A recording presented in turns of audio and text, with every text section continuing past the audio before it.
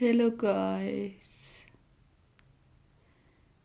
Happy to see you. Reading book new. Oh my gosh. November. Saturday. Most people look forward to holidays, but the scratch between Thanksgiving and Christmas just makes me a nervous wreck.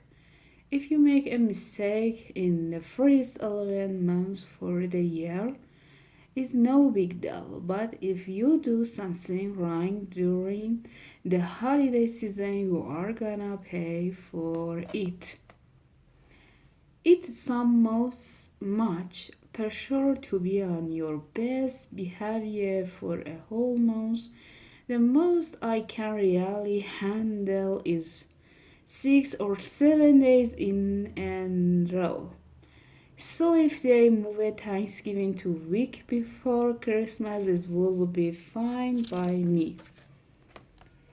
Kids whose families don't celebrate Christmas are lucky because they don't have to stress out whenever they do something wrong at these times of year.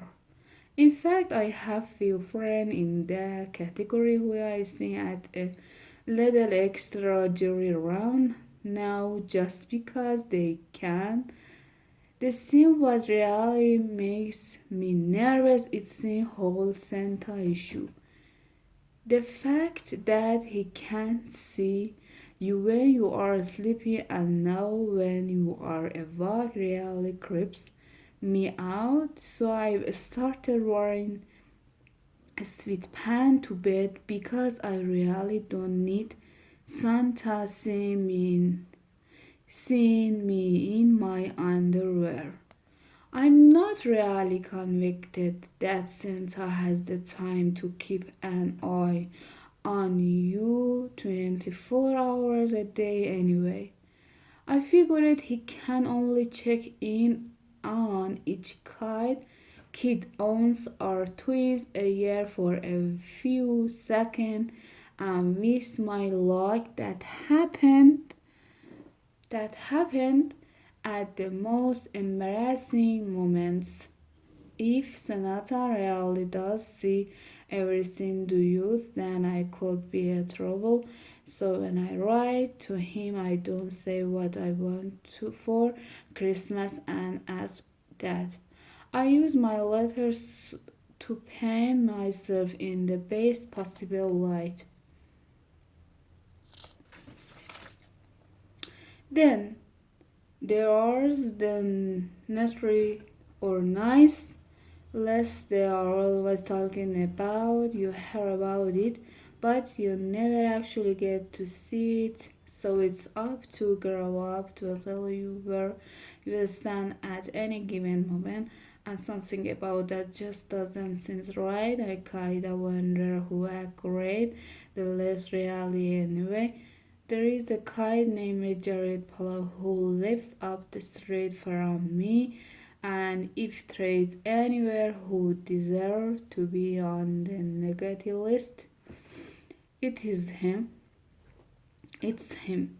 But last year he got it there big for Christmas, so don't even ask me what Santa was thinking on that on. It's not just Santa I've got to worry about. Either last year when Mom was going through some old boxes, she found a handmade doll from her childhood. Mom said the doll is called Santa's coat and that his job is to watch how kids behave and then report back to Santa at the North Pole. Well, I'm not a fan of that idea. First of all, I think you have a right to privacy in your own home, and second, Santa sect gives me a wells. I don't really buy the idea that we told is the feeding Santa information, but as this case, I try to be extra gold whenever I'm in the same room as Santa Scott. but it probably doesn't matter anyway because my older brother Rodrigo is constantly feeding Santa out bad information about me. Every morning when I wake up, Santa Scott is in the new place, which is, I guess, is supposed to prove that he traveled to the North Pole overnight. But I am starting to wonder if it's really Rodrigo who moved him. Sunday. Today we took all our Christmas decoration out of the storage room in the basement. We'll have boxes of full of ornaments and some of them are pretty old. There is on this a picture of me and Rory talking about in the sink. That's really embarrassing, but mom won't let me throw it out.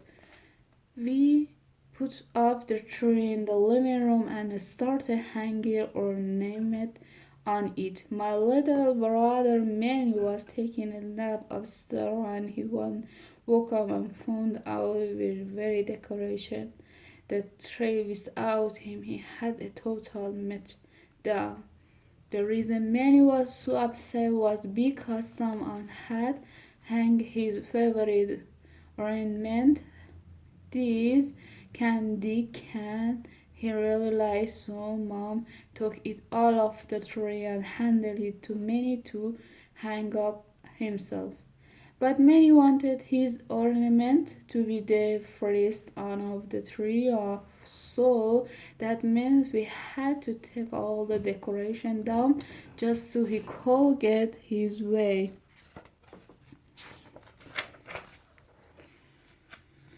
And that's just the kind of thing that happen in my house every single day.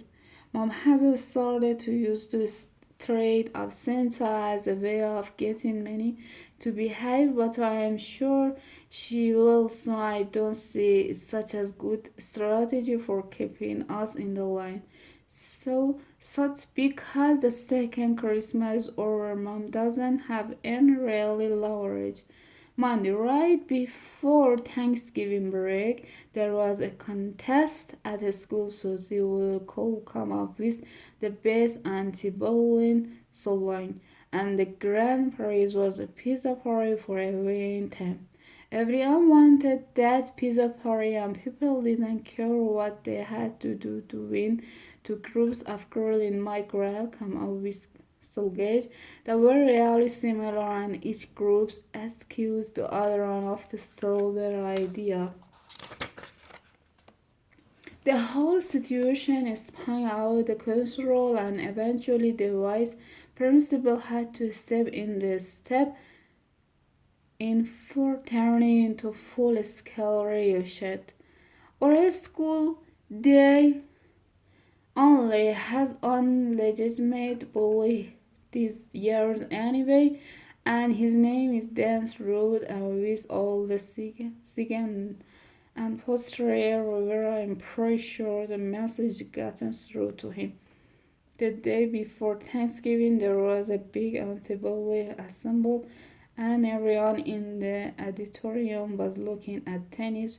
The whole time I kinda felt sorry for him, so I tried to make him feel better. Even though dance is the only real bully in our school these years, we had a bunch of them last year. People were constantly getting picked on at rest, so the teacher set up the situation of the playground where kids could press a button if they needed to get a grown-up attention. Well, the tell a teacher situation just ended up being convenient place for a police to hang out to find their next victims. The teacher say testing can't and blowing too, but I don't think there's anywhere they're gonna put a stop to saying kids are always calling each other names and that kind of thing at my school.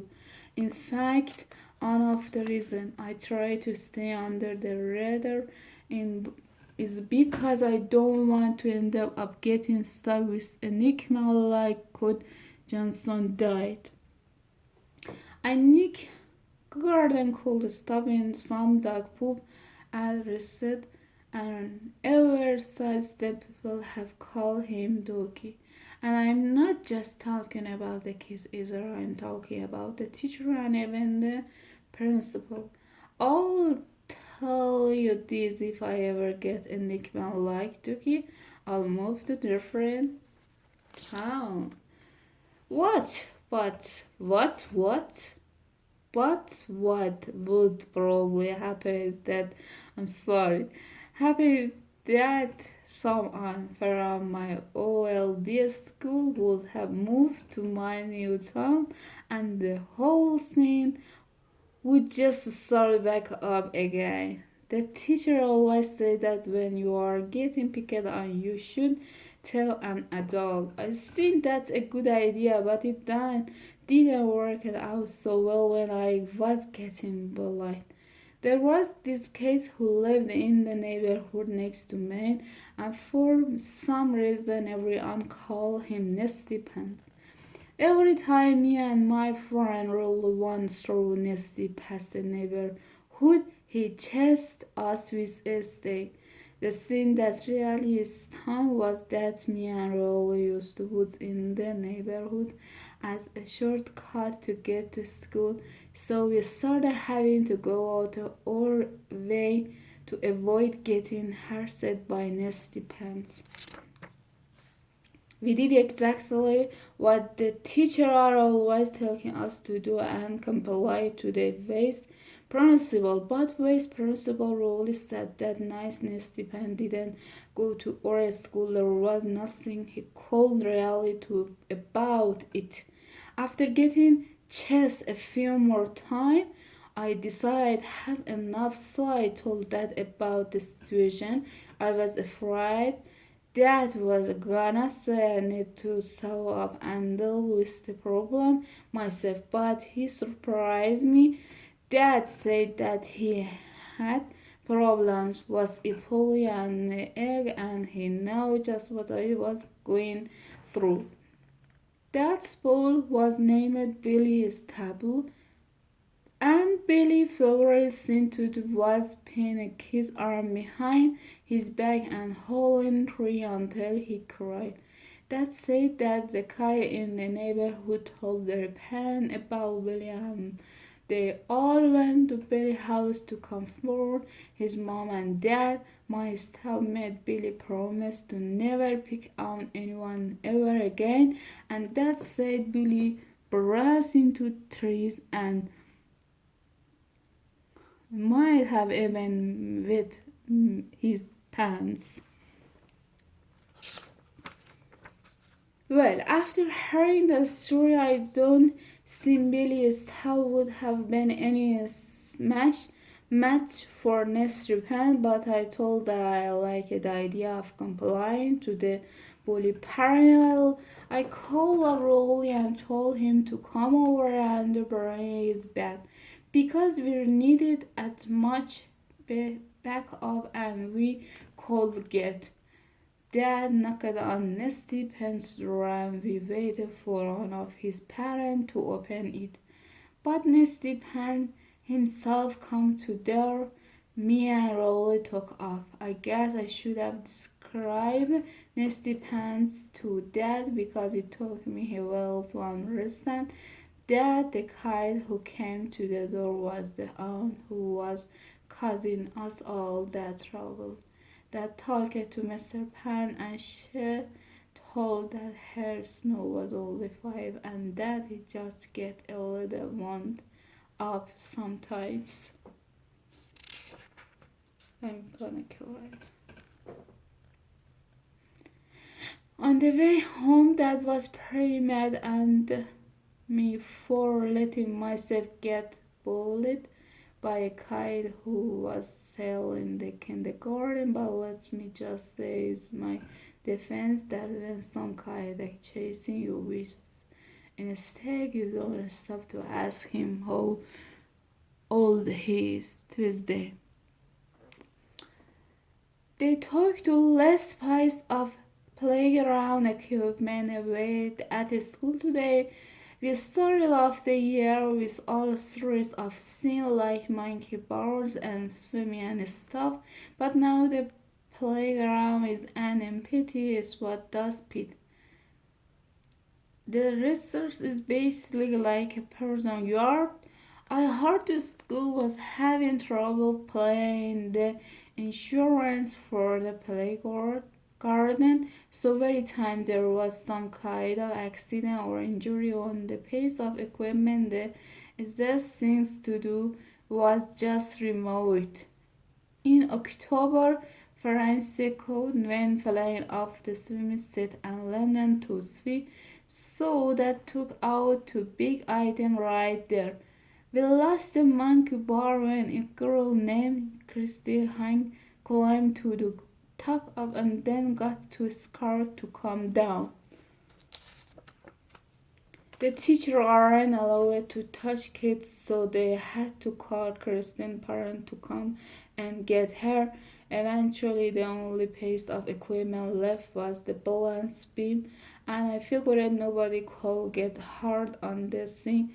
But believe it or not, some idiot wasn't looking where he was going the other day, so now that's gone too. Without any playground equipment, there is really nothing for us to do. But the teachers won't even let us sit down because they say we have to stay active. And it's not like you are allowed to bring toys or video games to keep yourself occupied either. In fact, if you get caught with the toy on the playground, it all get confiscated. Last week somebody found a miniature car buried in the sawdust that looked like it had been there for years. The car had their missing wheel put, but people were so desperate for entertainment that they lined up to play with in well other keep the lookout. Now there is black market for toys or school. Christopher stumbled right in the bunch of the Lego from home yesterday. Her single break will set you back 50 cents. The teacher have banned a bunch of games we used to play. Told last week a group of boys were playing freeze tag, but one of them got hurt when someone showed him from behind. So no, we're not allowed to touch each other or ever run to the plane or take and getting around by spin walking, but it wasn't really the same. If you ask me, I think people are getting too carried away with all this safety stuff. I went to many puppy soccer game and all the kids had to wear bicycle helmet. The only good thing about the playground equipment being gone is that now I actually have a chance to start doing well less school. I'm one of those people who has a hard time focusing when the teacher is talking and when another class is having recess right outside the window. It's particularly impossible to pay attention. Wednesday, okay, I take back what I said about being glad the playground appointment is gone. No, the kids at recess don't have anything to do. So they just starting through the window, and that's seriously decoration when you are trying to take a test.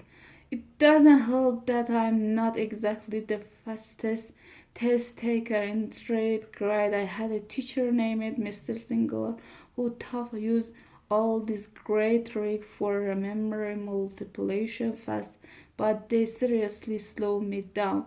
Earlier this year, we had a math teacher named Mr. Speaker who used it to stand on chair every time he wanted you to remember something important. But once when Mr. Sparrow was trying to get us to remember a math concept of the Delega and Cherbourg and he fell. Yeah, Mr. Cherbourg is the collarbone and I heard he's so in the schoolery. I don't remember the school he was trying to teach us that day, but I do always remember never to stand out the furniture. During recess today, everything was just waiting to go back inside, but didn't really got